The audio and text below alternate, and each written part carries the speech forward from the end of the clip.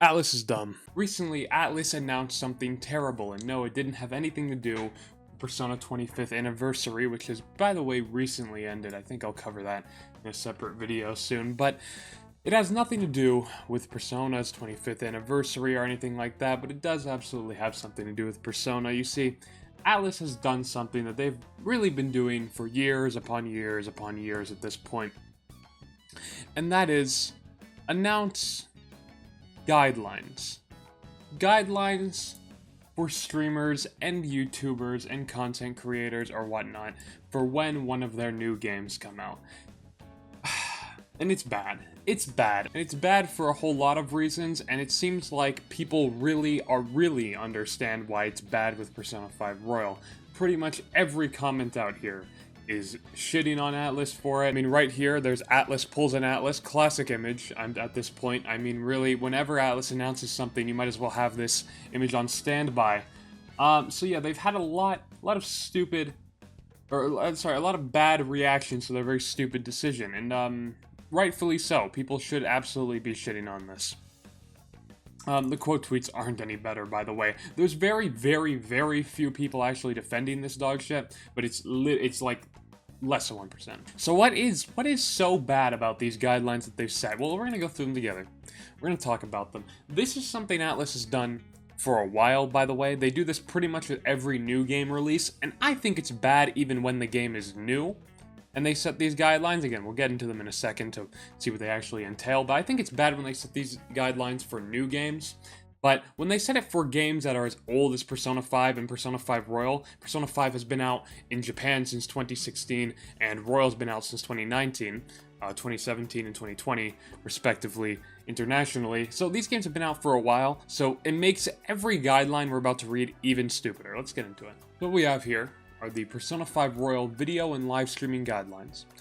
They say Persona 5 Royal is almost here, which it is, by the way. I believe what is it, 5 days from now, I think?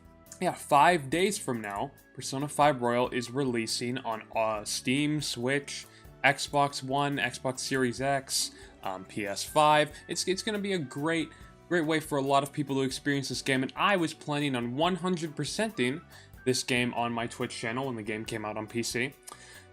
And it's a shame to know that now I might not be able to do that.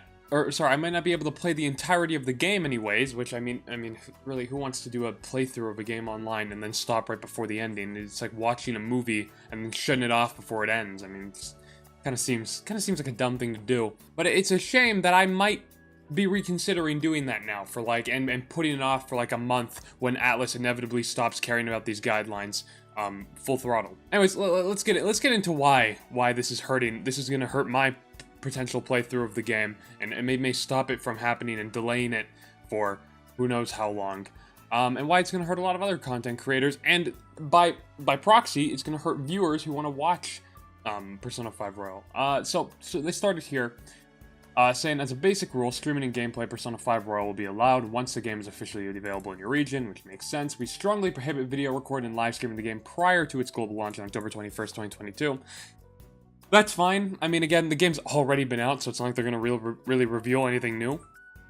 But this is fine. When Atlus announces that you can't stream a game or put content up of a game before it's come out, whether the game leaks early or retailers sell it early, which, by the way, has happened with Persona 5 Royal, but it makes sense, right? Obviously, you don't want the game's footage out on YouTube early. That perfect sense, right? We all understand this.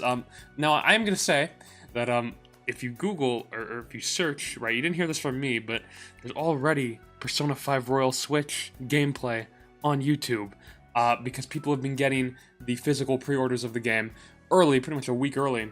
So there's already footage of it online that hasn't been taken down. It's been up for a few days now, but the next line's also very funny to me. We also ask that you not upload background music tracks, which I think is more of a gray area. People really hate when Nintendo takes down their music from YouTube because there's no alternative to listening to it anywhere else. Atlus has put their soundtracks on Spotify and whatnot, so to some extent, I guess we can kind of say they're justified in wanting to take it down, but it's just kind of funny to me, because, let me show you something really quick. What song do you guys want to listen to? You guys want to listen to, I Believe? You guys want to listen to I Believe? Here we go. Look at that. What do you guys want to listen to next? No more what ifs, maybe? You guys want to listen to that next? You guys want to listen to that? What next? Huh? You guys big fans of Throw Away Your Mask? One of my personal favorites. We can listen to this one. The point is that the entire soundtrack's on YouTube, and it's been on YouTube from various uploaders since October 2019, which, if you don't know, was the Japanese release date of Persona 5 Royal. So let me put into perspective that the game came out internationally, everywhere else but Japan, in 2020. I think it was March or April, somewhere around there.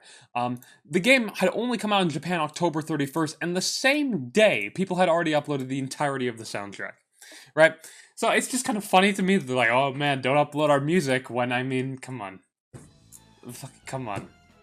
There's literally like 100 uploads from the day the game came out in fucking Japan only. Whatever. We hope that you enjoy Persona 5 Royal. Thank you. Since Persona 5 Royal is a worldwide release, we ask that you players include a spoiler warning in their video titles or description so that all users can enjoy the story at their own pace. Which I think is fine, by the way. I wouldn't even mind if the guideline was a mandatory one if you're streaming past a certain point. If they're like, hey, you stream past, let me pull a number out of my head, maybe December 12th, you have to put a spoiler warning, or we'll kill you, or send an Atlus exec to shoot you in the head, whatever, fine. I'm fine with that, right? We'll take down your, fine. Honestly, because I don't think it's that much to ask for people to put a spoiler warning in the title, or maybe, on screen somewhere. I don't think that's that much to ask, and if they want to protect the integrity of a story-oriented game that much, no other company requires things like that, but if Atlus only required that, I don't think anyone would have a big problem with it. The problem with these guidelines comes from the next line. However, to allow as many users as possible to enjoy Persona 5 Royal, which, by the way, look, you can spin this however you want. This is absolutely not the reason these guidelines exist. I mean, they can say this, but really the guideline, if they were being truthful, right, which I don't expect the company to outright say this, but really this should say, however, we think that if you don't do this next thing, it's going to lose us money because we're dumb, and that's not what's going to happen, but that's what we think. But I just, some people are using this and like actually saying these guidelines exist because they care about people being spoiled. They care about being spoiled, but people being spoiled, but only because they think it'll actually severely affect the numbers. But I'm going to get into why content creators doing Let's Plays and playthroughs of the game isn't going to spoil people for the most part anyways. I'm going to get into that in a second. But let's just go over the rest of this here. We ask that you refrain from posting the following segment of the game, December 12th to the ending. For reference, December 12th, what is December 12th? Okay, sorry, I had to Google it because I knew it was somewhere in the Shido arc, but I didn't know it was just kind of randomly in the middle of it. It doesn't seem like anything actually too interesting happens on December 12th specifically. I don't know why they picked that date, but,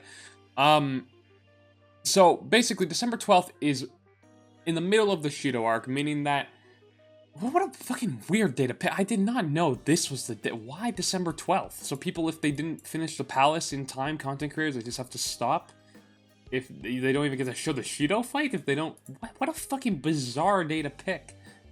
Why not pick like the 24th or any, okay, whatever, right? December 12th is, for some reason, in the middle of the Shido arc. Meaning that you won't be able to see the conclusion to the Shido arc, you won't be able to start Yaldi's arc, and you won't be able to play the new arc added in Persona 5 Royal. The best arc in the game, by the way, and the reason people are playing the Royal version online in the first place, but whatever. Now, these guidelines are dumb, okay, because they hurt people who are just trying to play through the whole game, and you never really see this. Like, I could make arguments against it, and I might, but really the best argument you should have is that no other company does this. Companies that produce games that are even more story-oriented than Atlus's, like games like Detroit Become Human, or Telltale's The Walking Dead, or fuck literally any visual novel on the planet, yet even those games don't prohibit the entirety of it being published to YouTube, because thinking this actually affects sales is kind of nonsense. Like, for starters, this hurts people who are just playing through the game. People who want to 100% the game when it comes out, like me, or just, play through it when it comes out, because this will be a lot of people's first time experiencing P5, or, they just want to share it with their audience, they want to play the remaster. I mean, there could be, like, an infinite amount of reasons people want to play the game when it comes out on live stream or on YouTube, but, like, it hurts people who make playthroughs. Like, we'll use John Awesome's playthrough as an example, right? I mean, thinking that this 159-part playthrough is going to hurt your sales significantly because, I don't know, there is spoiler content in it, obviously, he's playing through the game, is kind of bizarre. I mean, every other game on the planet, games that are more story-oriented, have full playthroughs, and yet they largely go unaffected sales-wise. Like, the only thing I can think of, the only guidelines I can even think of that are remotely similar to this, that another company did, was Nintendo, because of course, Nintendo makes awful decisions as well. They used to have the Nintendo Partner Program, right? And I think I could be getting this wrong because it was a while ago, but I think you had to split all your revenue with Nintendo that you'd make on YouTube videos or anything if you wanted to make a Nintendo, content on Nintendo games. I apologize.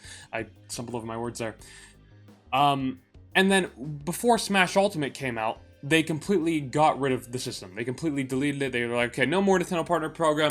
Upload your videos. And I don't think it was a coincidence it happened right before Smash Ultimate's release, because I think that was what finally opened Nintendo's eyes to go, wow, the internet is not our enemy. The internet, people uploading content of our game, is only making it bigger. This was shown by Smash Ultimate because every time character reveals alone would blow up the fucking internet, you know? So I think they realized how much of an ally the internet is in promoting your game effectively for you. Now, Nintendo's Partners Program didn't exist because of spoiler content or anything. They had their own stupid reasons. I think it literally just came down to them being greedy. I mean, I don't think there was anything else really to it, but they got rid of that system. Why? Because then more people would have incentives to make Nintendo content, which would in turn promote their content more. I really shouldn't have to explain the concept of people playing your game gives you publicity, which gives you more sales.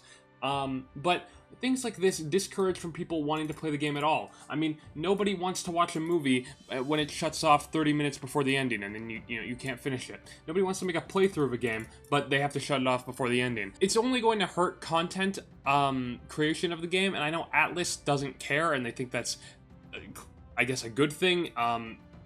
Compared to people playing through the entirety of the game, but it's really fucking not, and it's bizarre that it's happening for Persona 5 Royal, because I think it's weird when you do it for new games, because like I said, games are more story-oriented, have, clearly, I mean, companies don't like bleeding money. Clearly, if these restrictions worked, more companies would be doing them, but they don't, because they make no fucking sense. Even if you want to argue, people, watch through the whole game instead of playing through it, so, you know, people are like, oh, well, why would I buy Persona 5 Royal when it's all right here on YouTube? You know, as if this is a similar experience to playing the game. Like, obviously, they are two different experiences, but the people who do think like that, you have to realize, are a very small minority of people. Like, even things that are more detrimental and are literally like a carbon copy of the game, things like piracy or cracked versions of the game, which obviously you don't obtain legitimately, even those have been proven not to significantly affect sales. Okay, I'm only just now realizing how bold of a claim that sounds like, so I'm gonna leave this article in the description, which is what I'm basing most of my point here off of. It's an article from PC Gamer about how 35% of PC gamers have ever pirated a game. And the important things that I think it breaks down here are the reasoning people pirate games, and if they buy the game afterwards. And the majority reason people seem to pirate games in first world countries are either because they can't afford the game, or they use it to demo the game before going and buying it if they actually end up liking it. And that also bleeds into the fact that the majority answer to how often would you say you've purchased a PC game after pirating it was more than 50% of the time. My point here is, if you try to use the irrational argument that Atlus puts these guidelines in place so people can't watch the entire game through some Let's Player rather than buying it, that's just that. It's an irrational argument. Because something that should be undeniably worse for sales, like piracy, isn't even as big of a deal as it's typically made out to be, because a majority of people either buy the game after they pirate it, or they couldn't afford the game in the first place, so if they couldn't pirate it, they wouldn't have played it at all, which is worse for not only the player, but also the company who made the game. Because at the end of the day, it's still better if somebody's playing your game for free, rather than just not playing it at all and playing somebody else's game. Because that would mean somebody else's game is the one now getting their attention, and their publicity, and, you know, everything else that comes from playing a game and talking about it and discussing it online. My point is, you'd have to make a pretty fucking comprehensive argument as to how Let's Plays are specifically hurting games like Persona, but for some reason, other companies are like, please make content on our game, please make, and this isn't only games that aren't story-oriented games as well. You'd have to think, why specifically Atlus, are the only company that think this is a bad thing. I feel like I'm jumping through hoops to say why, or like to really argue why people should be able to make Let's Plays for a game, as if everyone doesn't already understand that, to be honest with you. I mean, I see basically nobody thinking these restrictions are a good thing for P5R. Like I said, I don't think they're a good thing for any game that comes out, even new games, for the reasons I just stated, but it's especially bizarre with P5R, considering, as you can see, the entire game's already on YouTube. I mean, I'm not going to do it because I don't actually want to spoil anyone who hasn't played the game watching this, but if you just search Persona 5 Royal Final Boss, you'll find the whole thing. If you search third semester, you'll find all of it, because the game's been out for like fucking 3 years, so, you know, it's all fucking there already, so it's bizarre to be like, hey, don't post these segments of the game that have been on YouTube for like 6 years. I mean, December 12th is before the Yaldi arc even starts. It's mid-Shido arc, and those aren't big spoilers, because if you haven't played the game, you don't know what the fuck those words even mean. But the people who do understand what I'm talking about, this is like... all this shit's on YouTube already. It's all on fire. It's all been... People have been making... I've been making content on it. I don't get... What? I don't know, and I'm really worried to find out what they're gonna do about it. Because when Vanilla P5 came out, they had restrictions that people hated at the time. I think I made a tweet showing just some people's reaction, but you can just Google Persona 5, restrictions or whatever, and you can see that it was overwhelmingly negative, the response to it. I mean, I couldn't find a single positive one, just looking briefly, really. People even saying... that Nintendo isn't the only ones laughably out of touch with the modern world, when you're being compared to Nintendo's business practices, you know, it's not great. And I'd argue Atlus's restrictions here are you know, worse than anything Nintendo's really been doing recently in terms of content creation. Now I don't know if Atlus is actually going to enforce this or not. Like, it seems like something they're just gonna say, and then they're not gonna actually care. Because, like, I mean, what, if I play the original PS4 version of the game, can I still stream December 12th to the ending? I don't get it. Where does the line start and stop? Is the PS4 game now restricted? Because I actually went back and tried to read the restrictions on the PS4 one, and actually, I don't remember it being, this lax. I mean, it says the game can be streamed using the PS4's native share function up until December 24th, and then it gets automatically blocked by the PS4. But it doesn't say anything about actually streaming it, like, without using the share function. But then I went to Sega's site, and it seems like they're like, okay, no, you can only stream up until December 24th. But, I don't know, like, obviously now you can stream whatever the fuck you want from PS4 P5R. So at one point they stopped enforcing this, and this seems to happen with all of them. They never actually outright come out and say, Atlus, when these restrictions stop being applied. Like, I don't think they've even technically lifted, quote-unquote, P5's original restrictions, so you technically shouldn't be able to stream past, you know, fucking November from there. But, it seems like, you know, obviously you can, so... how long they even... enforce these guidelines seem to be up in the air, and whether they're even going to actually do this at all for P5R is up in the air, because how would you even force this considering it's all already on YouTube and Twitch, and, you know, I'm printing the page. This looks terrible. It's just like, why, I don't know. I'm just confused. I'm just confused on what I'm supposed to do at this point. Because I wanted, when the game came out, because obviously I didn't expect bizarre streaming guidelines like this, I wanted to 100% the game when it came out on PC. I wanted to stream it all, I thought it'd be really fun. And now I don't know what I should do. And maybe I should just, I don't know, stream like fucking Among Us or something. Because I don't know. I don't know. Do I just full send? Do I do it anyway? I don't know. Do I not do it at all? Because I really don't want to go, hey guys, we're gonna play through P5R and then stop at December 12th. Like, that's dog shit. I'd rather just not stream the game at all, and I'm sure a lot of other people feel the same way, because nobody wants to, again, make a film where you don't get to make the ending. Same thing here. Nobody wants to make a Let's Play where you have to cut it off before the ending. So I really don't know, but the worst part about this is not that these guidelines are dumb for any game Atlus releases, and doubly dumb when you're doing it for games that are years old. but they were showing progress. I'm going to show you a tweet I made just like a month or two ago. August 18th, 2022. August 18th, 2022. Solakers 2 was about to come out, and Atlus released streaming guidelines, as they do for all their games, and I was like, oh boy, here we go again, right? Here comes some dog shit. But wait.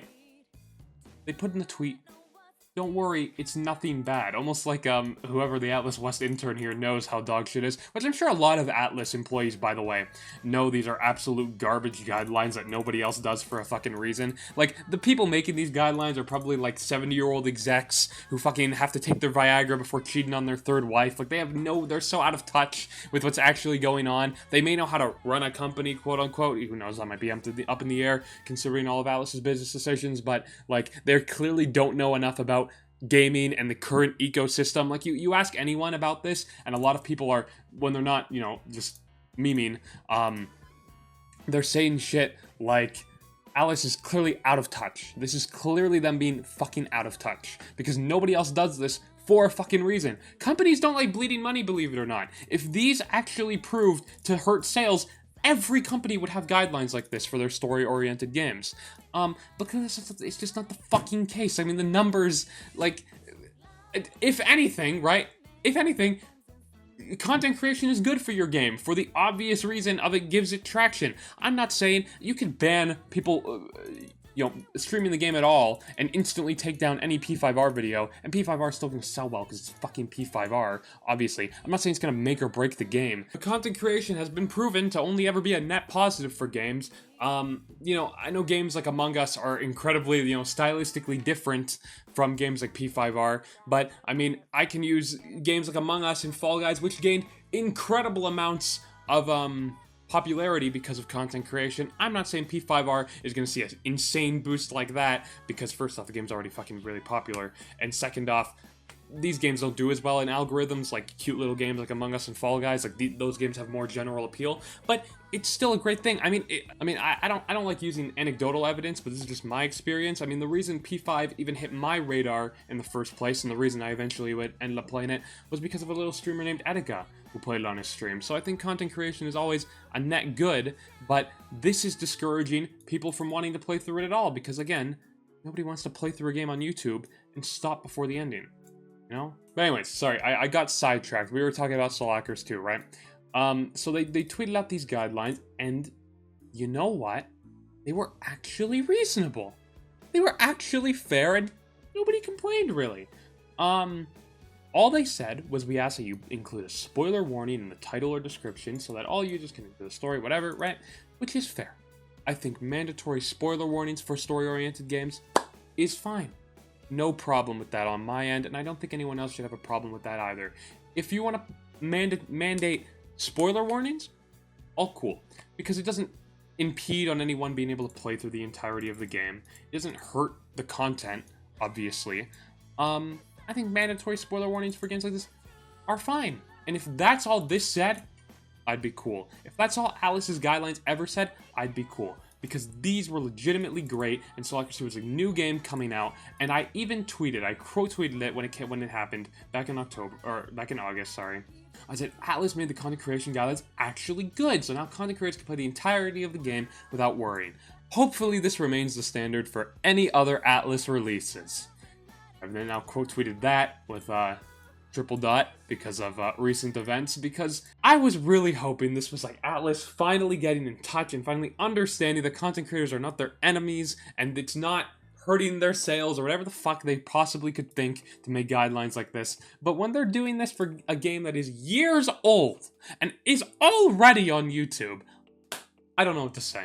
And you know, and look, Solakers 2 didn't exactly sell that well in terms of Atlus games. I think it's actually one of the worst selling Atlus games, but I think it goes without saying that wasn't because of content creation. I mean, I'm not gonna lie, not many people made content on this game, not many big names, because it didn't really have much appeal. I mean, if you go to the reviews for this game, I think they're mixed on Steam. Obviously, Solakers 2 didn't sell well because of the atrocious DLC policy, and because people just didn't like the game that much. Somehow, when recording this, I also forgot to mention another very obvious reason that Solakers 2 didn't sell well, and that's because it's a sequel to a game that came out 2 decades ago, only got an international release outside of Japan in 2013 on the 3DS, and on top of all of that, wasn't even a well-received sequel to it, and it didn't even have appeal to the original fans because it took a very different take from what the original Soul Hackers was. You know, I don't think Soul Hackers 2 is that terrible, but the more I think about it, this is a game that really appealed to no one, wasn't it? I'm sorry, Ringo. I personally think, in terms of Atlus's standards, it was below what the standard they've set. So obviously, but there was one good thing, and it was these streaming guidelines, and I wish they had kept doing streaming guidelines like this. Mandatory spoiler warning, don't upload background music tracks, although I think we all know what happened there. But, you know, this was progress to me. Just to see it regress and then put brain-dead streaming guidelines up for a game that is years old. Even if it wasn't years old, this would be dumb. Like, if P5 was a new game, these would still be brain-dead streaming restrictions for all the reasons I've just stated, but they all are made triply dumb when the game is new. No other company does this. Visual novel companies don't do this. No other company does shit like this. And it's not because they're all stupid and Atlus is smart. It's the opposite. Atlus has proven time and time again that they either hate money or they're very fucking dumb.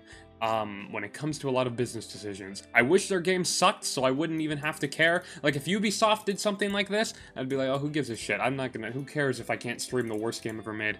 But no, it's Atlus, and I actually really like Atlus's games. Like, they're very good devs, and I wish their game sucked so this wouldn't affect me. But it does, and it affects everyone else. Who would ever want to be an Atlus content creator when shit like this keeps happening, you know? And you have to fear for your channel because of these vague guidelines that are telling you, oh man, I don't know, man, you better refrain from posting the following segment of the game. And I'm curious if anyone knows if this is an Atlus thing or a Sega thing, because I'm pretty sure it's an Atlus thing, right?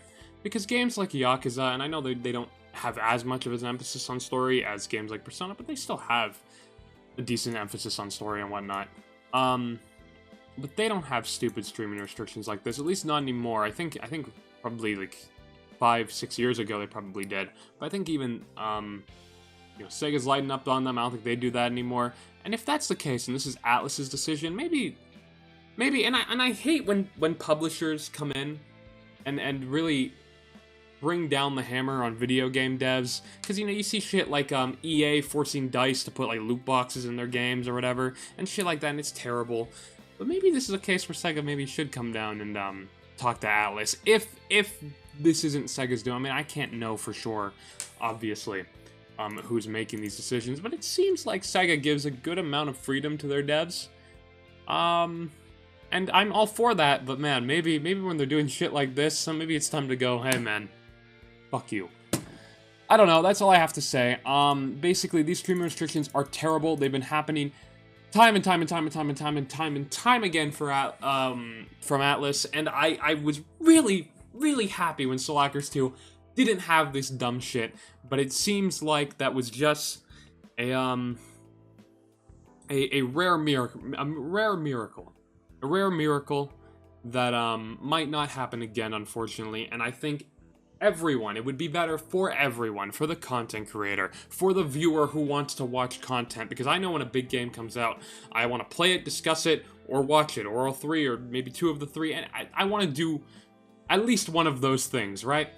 So anyone who wants to watch people play these games, do these Let's Plays, do these playthroughs, do these challenge runs even, which I do a lot, it doesn't help them because their favorite content creators, or content creators that, who knows, could become their favorite if they wanted to play these games, aren't going to be playing these games through because these dumb fucking restrictions are not going to be able to play the whole game through, which might mean they just don't want to stream the game at all. It obviously doesn't help the content creator, and it doesn't help Atlus. Even if they think it does, it doesn't. These don't stop spoilers. I can still go on Twitter and spoil the game, which I won't, by the way. But people have been doing it as like a rebuttal at this point to just prove this doesn't do anything to combat spoilers. I mean, a majority of spoilers likely spread through social media, not fucking stupid Let's Plays, right? If people want to upload just spoiler content to YouTube and put in the title and the thumbnail, you want to take that down, I don't think anyone would have a problem with that. But this isn't what these guidelines do. These guidelines hurt everyone. And it's not like you couldn't just upload like some random video that didn't contain P5R content and still put a big spoiler in the title. I mean, they don't own the idea of spoil. Do you guys know what I'm saying, right? Like, I can tweet out Steve dies in Persona 5, and this obviously isn't a real spoiler because there's no character named Steve. I can even title my next YouTube video this, and they can't take it down as long as I don't show actual footage from their own intellectual property. So this doesn't combat spoilers in the first place. This hurts people who aren't posting content with the intent of spoiling, people who are just posting playthroughs of the game to make content of the game and help everyone, help Persona grow. You just make good content in general. This hurts everyone, is what I'm trying to say. And it doesn't help Atlus, even if they think it does. And it kind of sucks. You know? They've had some dumb shit. They have this terrible DRM on all their PC ports, and I was able to put up with it. But this is kind of the final straw, because this is just fucking ridiculous. That's all I have to say.